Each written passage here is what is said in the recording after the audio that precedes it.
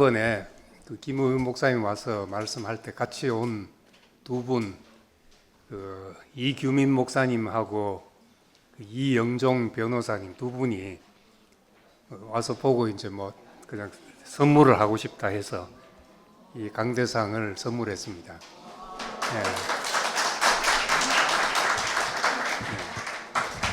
뭐 긴 테이블 놓고 하는 거 보니까 좀 어설펐는지 이걸 하여튼 선물하게 됐습니다. 감사드립니다.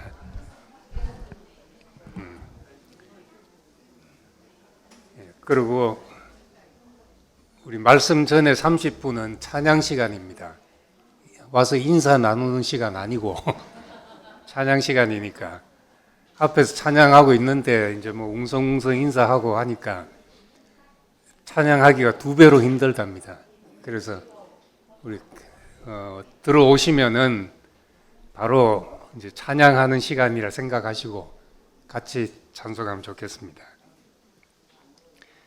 예, 감상금 이만혁 형제님 감상금 드렸습니다. 예.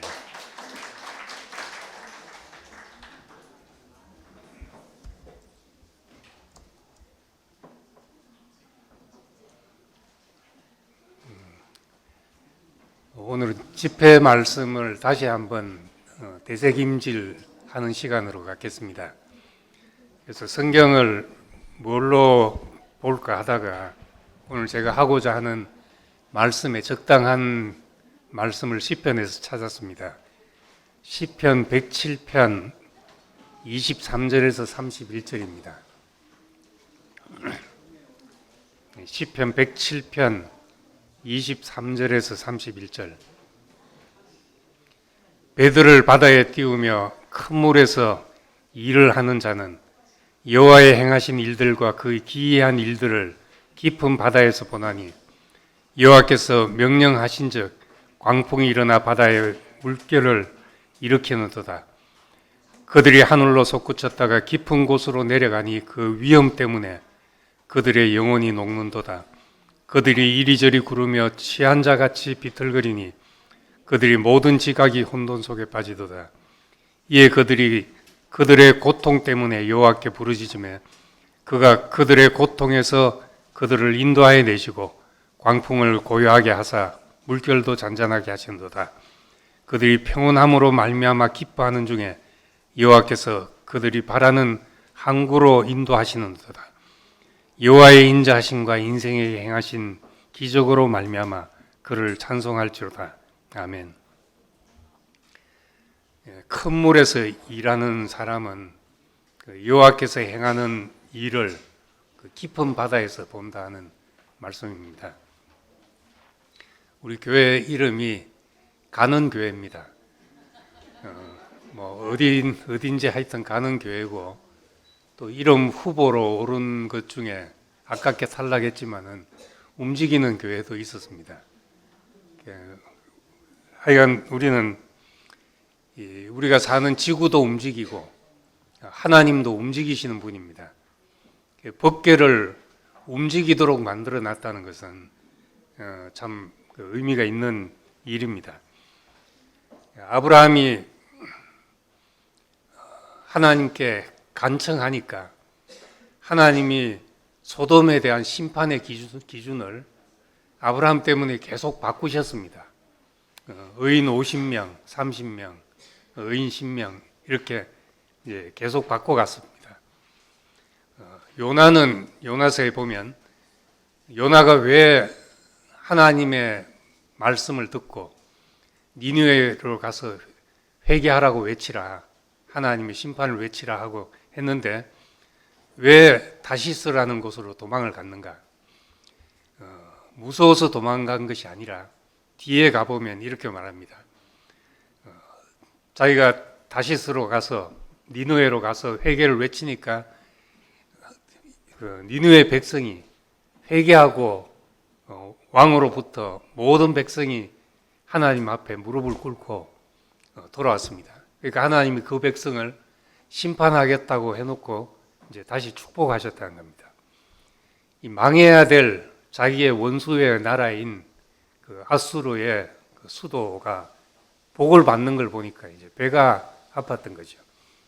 그래서 하나님 앞에 항변하기를 내가 고국에 있을 때 이러하겠다고 말씀하지 않았습니까? 내가 회개를 외치면 저 사람들이 마음을 바꾸면 하나님도 마음을 바꾸실 거 아닙니까? 그래서 저 민족은 망해야 된다 생각하고 회개를 외치지 않고 도망갔다는 겁니다. 저 민족이 복을 받는 걸 보니까 난 차라리 죽는 게 낫겠습니다 하고 이제 자빠진 사건이 뒤에 나옵니다. 그러니까 요나는 알았던 거죠. 하나님은 언제라도 생각을 바꾸실 수 있는 분이라는 것을 아셨던 겁니다. 그래서 우리는 형상이 없는 분을 따라가자면 우리도 형상을 고정시켜 놓고 있지 않아야 되고, 변하시는 분을 따라가자면 우리도 늘 변해야 변하시는 분을 따라갈 수가 있습니다. 그래서 이제 교회 넘어 하나님의 나라, 교회라고 말하면 세상에 교회들이 하도 많고 또 교회마다 울타리들이 다 쳐져 있어 가지고 우리가 하나님의 나라라는 이 동기 안으로 새롭게 옮겨가지 않으면은 우린 좁은 울타리 안에 갇혀 있을 수 있습니다. 그래서 이제 하나님의 나라라는 얘기를 자주 하게 되는데 우리가 담을 수 있는 그릇이 넓어집니다. 그래서 만날 수 있는 사람들이 너무 넓어지고 담을 수 있는 그릇이 넓어질 때 비로소 우리로서는 경험할 수 없었던 청량할 수 없는 그리스도의 은혜를 경험하게 됩니다. 그래서 다른 사람을 만나고 다른 사람을 이해할 때 우리가 가장 기본적인 태도가 그 사람의 입장에서 그 사람을 생각하는 것이잖아요. 내 입장에서 생각하면 다 내 안경을 끼고 왜곡될 수밖에 없습니다. 사람이나 다른 교회들이나 다른 전통을 대할 때도 또 지나간 역사를 이해할 때도 그 상황에서는 그것이 최선이었겠구나. 그 상황에서는 저것이 답이었겠구나. 우리가 그렇게 이해하고 지금 상황이라면 어떻게 할 것인가는 그 다음 생각할 일입니다. 저희 아버지하고 제가 자랄 때 말 잘 듣는 아들이었는데 내가 좀 머리가 커가면서 특히 이제 성경 지식이 좀 많아지면서 이제 자꾸 아버지하고 부딪히게 됐습니다. 아버지는 이제 신학교 다닐 때 6.25가 터져서 학도병으로 끌려가서 이제 제주도 훈련소 가서 이제 훈련소 얼마를 거치면 그 다음에는 이제 총알바지로 가는 것이 보통인데 어떻게 이제 군목으로 빠져가지고 총을 안 메고 이제 군종으로 이제 군대 생활을 하게 됐습니다. 그래서 늘 그 아버지 밑바닥에는 총알바지로 갈 사람을 하나님이 살리셨다 하는 마음이 이제 늘 있었기 때문에 그 아버지의 일생의 모토는 그냥 죽도록 충성하라. 그러면 생명의 면류관을 내게 주리라 하는 말씀이 그 아버지한테는 이제 일생 모토가 되어 있었습니다.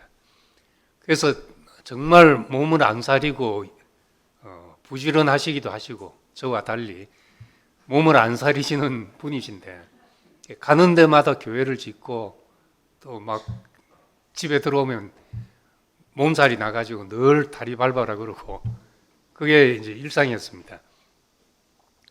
근데 그것이 이제 어릴 때는 존경스럽다가 제가 대학 가서 성경 공부를 좀 하고 나니까 우리 아버지가 성경을 너무 모르는 거예요. 성경책 보지도 않고 늘 뭐 사람 만나고 일한다고 다니시고 앉아서 큐티도 안 하시고 그런 판단이 이제 막 들어가는 겁니다. 저러시면 안 되는데 하는 말씀으로 살아야 되는데 일만 하고 계시는구나 하는 판단이 들어갔고 특히 이제 대구로 와서 생활을 하다 보니까 또 어떤 판단이 드는가 하면 아버지한테는 생명이 없구나. 아들이 아니고 종의 생활을 하시는구나 하는 판단이 드니까 아버지한테 이제 뭘 하고 싶은 마음이 막 생기는 거죠. 그러니까 만날 때마다 이제 충돌이고, 아버지는 또 저를 너는 왜 거기 가 있냐 하고 야단치시고 이런 갈등이 생겼습니다. 우리 할머니를 보면 문제만 생기면 교회 가서 기도를 하시는데 문제가 끝이 있습니까? 교회 가서 자고 지내는 시간이 1년의 절반을 넘으실 정도로 그렇게 하셨는데, 전 거기다 대놓고도 판단이 되는 겁니다. 저거는 기복 신앙이지. 상 차려놓고 복 비는 거나, 옛날 사람들 복 비는 거나, 교회 가서 기도하는 거나, 장소만 달라졌지 뭐가 다르냐, 이런 판단이 이제 들었습니다.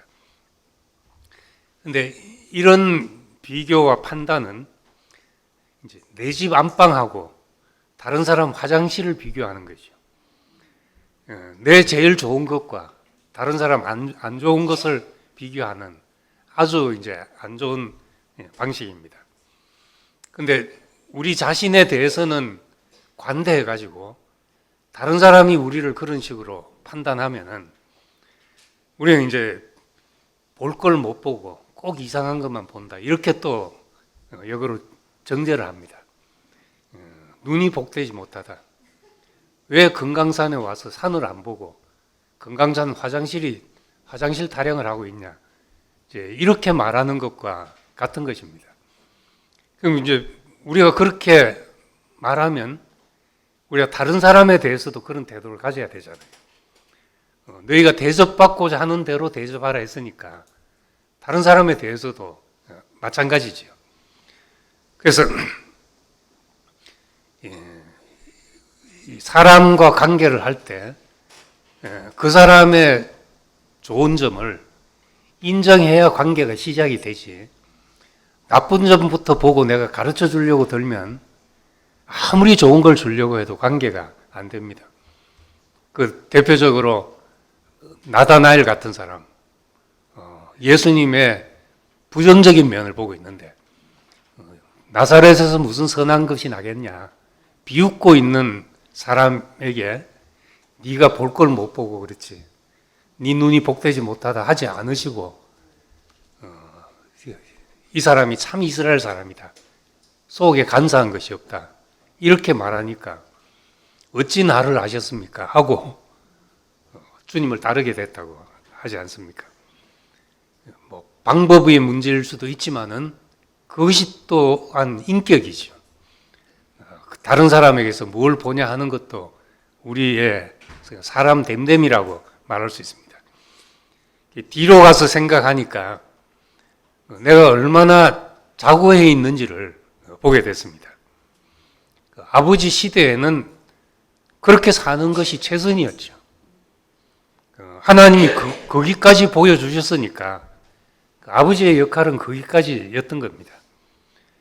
그 토대가 없었으면 또 저의 인생도 없는 것이고 하니까 난 그 토대에서 시작됐다는 생각을 못하니까 이제 판단이 되고 저거 아닌데 한 생각을 하게 되는 겁니다. 우리는 고속도로를 정말 신나게 달리고 차가 밀리냐 안 밀리냐를 생각하는데 한번 뮤지컬 아시안 하이웨이 넘버1 하는 뮤지컬을 봤습니다. 그걸 보니까 이제 고속도로, 경부고속도로 처음 뚫을 때 그 애완들, 집에 놀던 사람들이 공사장에 불려가서 터널을 뚫으면서 다치기도 하고 죽기도 하고 그런 애완들을 이제 뮤지컬로 쭉 하는데 그걸 보고 나니까 고속도로 달릴 때 생각이 달라지더라고요.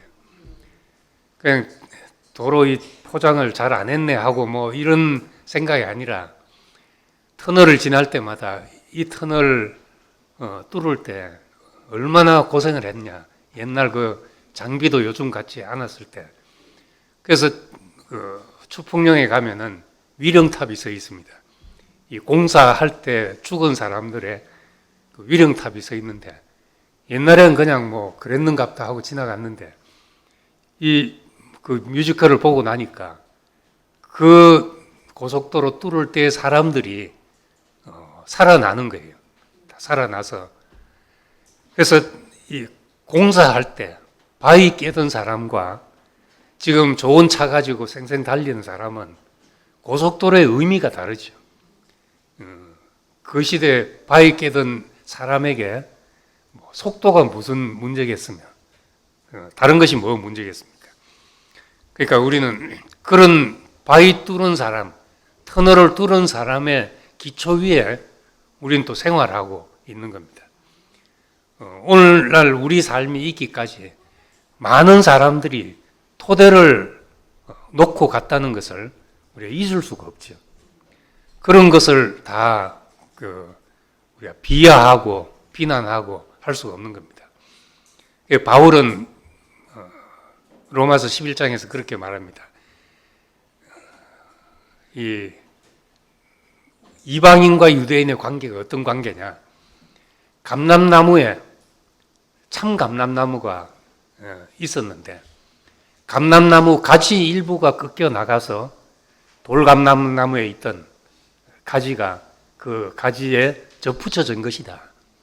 접붙여진 가지가 꺾여 나간 가지를 보고 자고할 수 있겠냐? 가지가 뿌리를 붙들고 있는 것이 아니라 뿌리가 가지를 붙들고 있지 않냐? 그리스도 안에 들어온 사람들이 유대인들을 보면 얼마나 우스웠겠어요. 저것들은 아직도 율법에 매여서 자유가 없구나. 예수를 모르는구나. 이랬을 텐데 바울은 그런 사람들에 대해서 자고할 수 없다. 그 뿌리가 여전히 그 뿌리가 우리를 붙들고 있다. 이렇게 말하고 있습니다. 그래서 우리는 이제 이런 관심하에 우리가 다른 사람을 만나면은 다른 사람에게 있어서 화장실만 보지 않고 우리 안방을 보는 사람이 되고 좋은 것을 보고 취할 수 있는 사람이 되고 그럴 때 우리는 이제 관계가 넓어지고 많은 것을 누릴 수 있게 됩니다. 저는 그런 관점에서 우리가 몰랐던 이런저런 사람들을 소개하고 싶고 그런 사람들을 표면적으로는 얼마든지 또 지나간 사람들에 대해서는 비판할 수 있고 그 사람들의 한계를 우리가 이야기할 수도 있지만은 그 사람들이 그 시대에 어떤 과정을 거쳐갔는지를 우리가 한번 생각해 볼 필요가 있다고 생각을 했습니다. 그래서 이번 집회 때 말씀하면서 영적인 것, 인간적인 것, 이상과 현실 이런 것을 이제 자꾸 나누는 것을 불편하게 생각한 사람들도 있습니다. 그런데 이제 우리가 결과를 보고 이것이 어디서 왔는지 근원을 생각하게 됩니다. 우리의 관계가 어떻게 보면 참 영원한 관계이고 또 어떻게 보면 참 취약합니다. 말 한마디에도 다 날아갈 수 있습니다. 야고보서 보면은 작은 혀가 삶의 수레바퀴를 불지른다는 말이 있습니다. 말 한마디가 수레바퀴를 불지르는 거죠. 자존심만 조금 상해도 조금만 긁혀도 인생 다 불질러 버릴 수 있는 게 인간입니다. 이번에 재미있는 얘기를 들었는데 한국 사람들은 배고픈 건 참아도 배 아픈 건 못 참는다고. 그러니까 이제 그런 이야기를 해요. 동부에는 그 비슷한 이야기가 있는데 어떤 사람이 이제 하나님 앞에 기도를 하는데 하나님이 네 소원이 뭐냐? 한 가지만 들어주겠다. 그런데 네 원수한테는 그 2배로 들어주겠다. 이렇게 말했답니다. 이 사람이 뭘 하나님께 구할까 생각하다가 나한테 한 가지 들어주면 원수는 2배로 들어주니까 뭐라고 구했겠습니까? 하나님, 내 한쪽 눈을 뽑아 주십시오.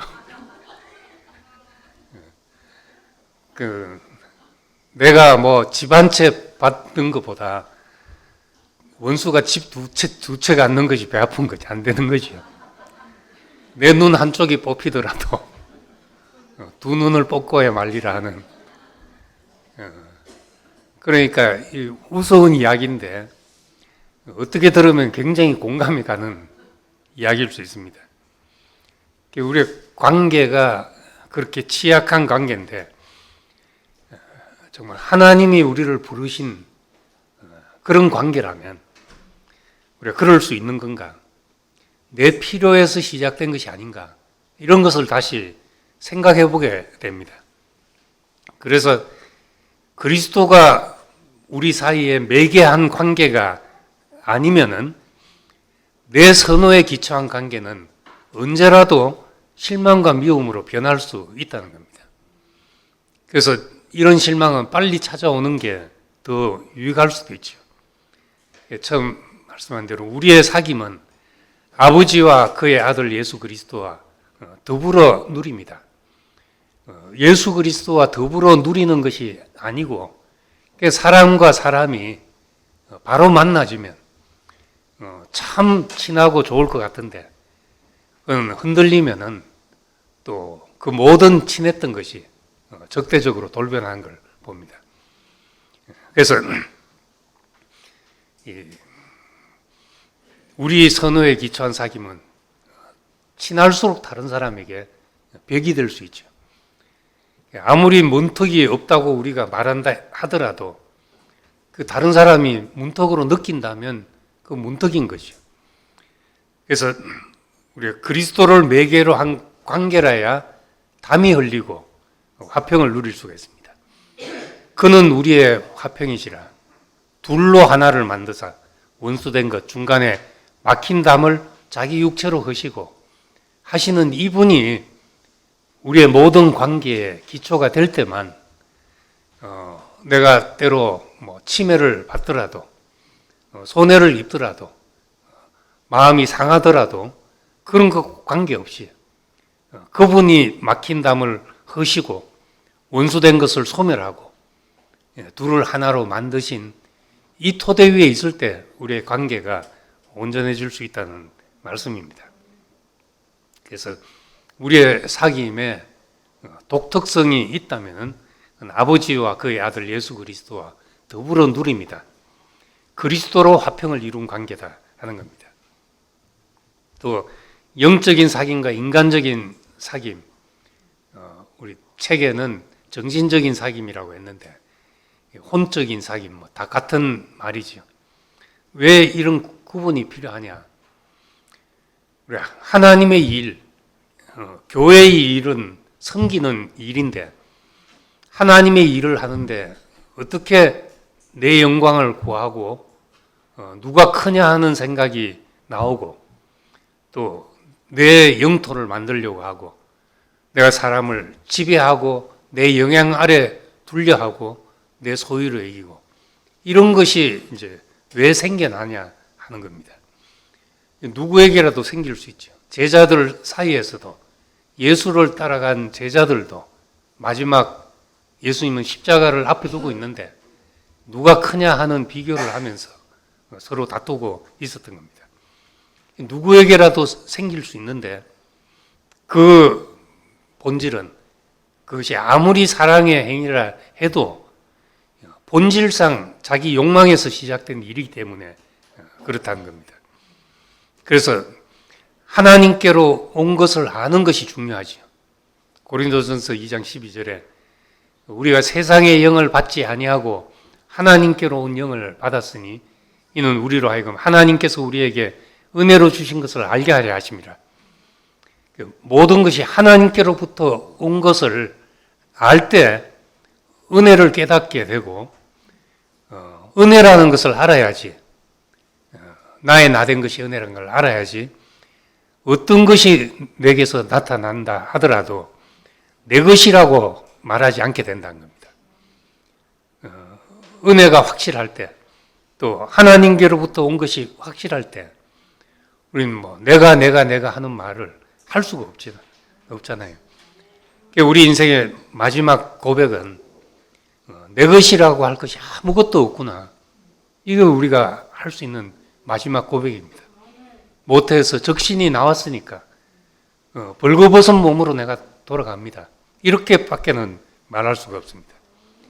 그래서 야고보서 3장에서도 오직 위로부터 난 지혜는 위로부터 온 것을 아는 것은 첫째는 성결해진다. 깨끗해진다. 그렇게 말합니다. 우리가 내 것으로 여기지 않는, 내가 무엇도 내 소유라고 생각하지 않는 이것이 하나님 앞에서, 주인 앞에서 정결한 청지기에 되듯이요. 그리고 이제 깨어 있으라. 그래서 깨어 있으라 했는데, 깨어 있는다는 것은 판단력을 잃지 않고 영적으로 맑은 상태를 유지하는 것을 의미하잖아요. 이제 깨어 있어야지 부화내동하지 않게 됩니다. 부화내동한다는 말은 천둥 소리, 우레 소리에 놀라서 우르르 반응하는 것을 말하죠. 그걸 부화내동이라고 합니다. 그러니까 뚜렷한 주관 없이 남의 의견이나 행동에 덩달아 휩쓸리는 걸 말하죠. 옳고 그름을 따지지 않고 무조건 맹목적으로 남을 따라가는 습관, 자기의 의견이나 줏대가 부족하여 분위기에 휩쓸리기 쉬운 이런 것을 비판할 때 이제 부화내동한다는 말을 하는데, 그래서 히브리서 5장에 그렇게 말합니다. 우리 장성한 사람, 어린아이들은 부모가 그냥 주는 대로 먹고 살아야지. 그런데 우리가 어린아이에만 머물 수 없고 장성한 사람이 돼야 되는데, 장성한 사람은 단단한 음식을 먹을 수 있는 사람이다. 또 달리 말하면 자기가 요리해서 음식을 먹을 수 있는 사람이 되죠. 자기가 농사 짓고 또 거둬들여서 요리하고 할 수 있는 사람입니다. 이런 사람은 지각을 사용함으로 연단을 받아 선악을 분별하는 자들이다. 그렇게 말하고 있습니다. 무조건 선악을 판단하지 말라 하고 족쇄를 채워넣을 일이 아니라 우리 결국은 분별하고 살아야 되죠. 분별해야 내 인생에 취할 것이 뭔지, 버릴 것이 뭔지로 알게 됩니다. 제한된 인생을 살기 때문에 이것도 해보고 저것도 해보고 다 해볼 수는 없잖아요. 물론 젊었을 때는 뭘 해도 우리가 경험으로 삼을 수 있고 밑거름으로 삼을 수 있지만은 점점 시간이 갈수록 우리는 뭐 해보고 아니면 아닌갑다 하지 말지 이제 이럴 수가 점점 없어집니다. 그래서 우리가 선택할 수 있고 더 귀한 것을 취할 수 있기 때문에 우린 짧은 인생이 농도 짙은 인생을 만들게 되고, 우리 인생을 농도 짙게 하기 때문에 보석 같은 사람으로 우리를 만들어가는 거죠. 그러자면 이 말씀대로 지각을 사용함으로 연단을 받아 선악을 분별하는 사람이 되어야 된다 말합니다. 선악을 판단하고 정죄하고 미워지고 하는 것이 아니라 우리가 분별하기 때문에 누구를 도울 수 있는 사람이 되죠. 알지만은 그것이 나에게는 밉지 않아서 도울 수 있는 사람이 되는 겁니다. 그래서 이제 건강한 공동체로 가기 위해서 그런 홀로 서기가 필요하고 혼자 있는 날도 필요하죠. 우린 낮과 밤이 있어서 낮에는 세상 원리 속에서 일하고 밤에는 가정이라는 원리 속에 들어와서 쉽니다. 정반대되는 것이 우리를 쉬게 하고 또 힘을 얻게 하고 하죠. 직장에서 하던 원리를 가정에서 계속 가져가면은 가정 파탄 나죠. 누가 더 잘하냐 하고 뭐 일을 속도전이라 하고 이러면 집에서는 다리 뻗고 못 쉬잖아요. 그래서 이제 집에서 부부 싸움 나는 게, 여자는 집에서 하루 종일 일을 하고 남자는 밖에서 이제 일을 하고 들어왔는데, 남자는 밖에서 일했으니까 집에서는 쉬고 싶은 거죠. 근데 여자는 내가 낮에 일했으니까 이제 집에서 저녁에는 남편이 좀 해야 된다는 겁니다. 좀 쉬어야 되는데 이제 일해야 되고, 둘 다 저녁 시간이 쉬어야 되는 시간에 둘 다 쉬지 못해서 싸움 나는 경우를 보거든요. 한 번은 옷을 입어야 되고 한 번은 옷을 또 벗고 다리를 뻗어야 되는 시간이 필요하죠. 하나님 앞에서도 밤과 낮을 지으신 하나님 앞에서 우리는 함께하는 날도 필요하고 홀로 있는 날도 필요하죠. 홀로 있는 날 하나님 앞에서 공급받은 힘과 그 밝은 피단에서 우리는 건강한 함께하는 날을 보낼 수가 있고, 또 함께하는 날이 있기 때문에 홀로 있는 시간이 또 더 의미가 있어지는 겁니다. 그래서 우리가 다른 사람을 우리 홀로 있는 날 하나님의 말씀으로 우리에게 덧입혀지고 하나님의 말씀을 묵상하고 그 앞에서 깨어있고 형제를 하나님 앞에 가져가서 생각하고 그것이 이제 자연스럽게 중보가 되는 일이죠. 그때 우리는 다른 사람을 자기 안경으로 보지 않고 하나님의 시선으로 볼 수 있게 됩니다. 지나고 나면 우리에게 다 이렇게 홀로 있는 날도 주셨고 함께 있는 날도 주셨죠. 꼭 이런 시간을 내가 가져야 되겠다 하지 않더라도 우리에게 이런 시간이 주어졌습니다. 그래서 홀로 있는 날은 내가 하나님 앞에서 나를 다시 보게 되는 날이고, 또 함께하는 날은 그 새로운 시각으로 또 함께 공동체 참여하게 되죠. 그래서 우리 눈을 2개 가진 사람으로 살고 있습니다. 눈 하나일 때 사람이 얼마나 불편한지 잘 모릅니다. 한 번은 어떻게 컨디션이 안 좋은 날 운전하고 갔는데 거리가 느껴지지 않는 거예요. 거리가 느껴지지 않으니까 사고 나겠다 싶은데 겨우 집까지 와가지고 잠을 자는데 다행히 다음날 풀렸고 그게 뭔지를 몰랐죠. 지나가 버렸는데, 근데 이 사람 눈 2개라서 위치 자리매김이 됩니다. 그래서 우리는 무엇을 볼 때도 내가 그 사람을 보지만 또 하나님이 그 사람을 어떻게 보시는지도 생각해야 되고, 우리를 안에서도 보지만 밖에서도 나를 볼 수 있어야지 우리가 건강한 생활을 할 수 있게 됩니다. 그래서 우리를 불러서 참 여기까지 오게 했습니다. 무성한 가지가 담을 넘었고 또 끊어진 곳에 다리를 놓게 했습니다. 내 교회라는 울타리에서 이제 하나님의 나라라는 넓은 세계로 오게 됐습니다. 이곳이 이제 하나님의 나라.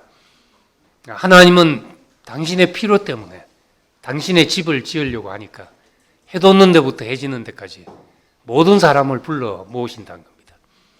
우리가 조그만 오두막을 짓자면 조그만 재료로도 할 수 있지만 우주적인 하나님의 집을 짓자면 모든 재료가 다 필요합니다.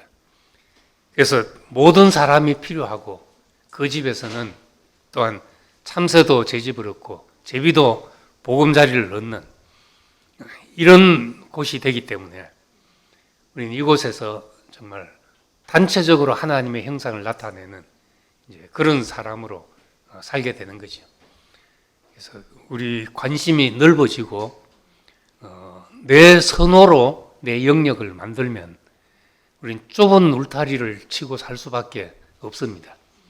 그런데 우리가 하나님의 나라라는 하나님의 부르심이 나의 영역이 되면은 우리는 더 많은 사람을 만나고 더 넓은 세계를 누리고 하나님이 하신 일을 오늘 읽은 말씀처럼 깊은 데로 가서 하나님이 하신 일을 큰 바다에서 보게 된다. 깊은 데서 보게 된다. 더 많은 것을 보게 된다는 말씀을 하고 있는 겁니다. 우리는 하나님의 형상이 목표가 되고 그 길을 가다 보니까 이제 하나님의 집이 되어서 우리에게 문턱이 없이 어떤 사람도 와서 살 수 있는 거처가 되는 여기까지 우리가 가고 움직여 가기를 소망합니다. 기도하겠습니다.